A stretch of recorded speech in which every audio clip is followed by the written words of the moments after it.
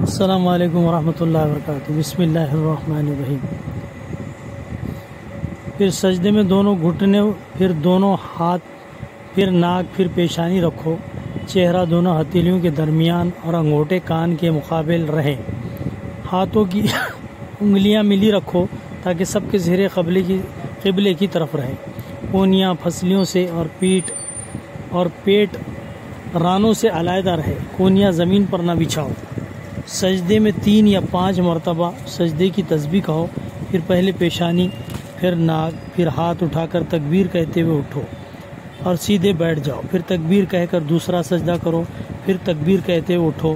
اٹھنے میں پہلے پیشانی، پھر ناک، پھر ہاتھ، پھر گھٹنے اٹھا کر پنجوں کے بل سیدھے کھڑے ہو جاؤ اور کھڑے ہو کر ہاتھ باندھ لو اور بسم اللہ اور سورہ فاتحہ اور کوئی سورت پڑھو۔ امام کے پیچھے ہو تو کچھ نہ پڑھو، خاموش کھڑے رہو۔ پھر اسی قاعدے سے رکوع، قومہ، سجدہ، جلسہ، دوسرا سجدہ کرو۔ دوسرے سجدے سے اٹھ کر بایاں پاؤں بچھا کر اس پر بیٹھ جاؤ۔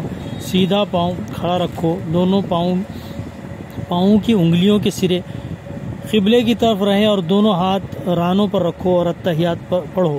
جب اشہد اللہ الہ پر پہنچو تو سیدھے ہاتھ کے انگوٹھے اور بیچ کی انگلیوں سے حلقہ باندھ لو اور چھنگلیاں اور اس کے پاس والی انگلی کو بند کر لو اور کلمے کی انگلی اٹھا کر اشارہ کرو۔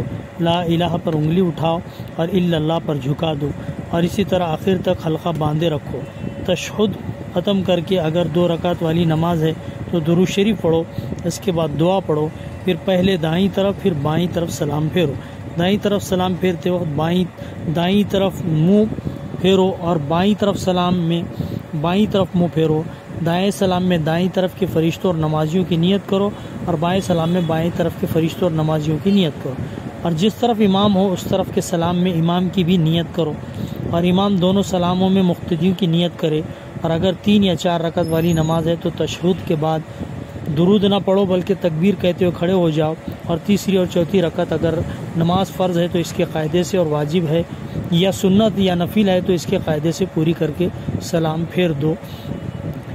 سلام کے بعد اللہم انت السلام و منک السلام و تبارک ذو الجلال والاکرام، اللہم اعنی علی ذکرک و شکرک و حسن عبادتک پڑھو۔ اور یہ دعا بھی مسنون ہے، لا الہ الا اللہ وحدہ لا شریک لہ لہ الملک لہ الحمد وہو علی کل شیء قدیر۔ اللہم لا مانع لما اعطیت ولا معطی لما منعت ولا ينفع ذا الجد منک الجد۔ انشاءاللہ آئندہ کل بیان ہو۔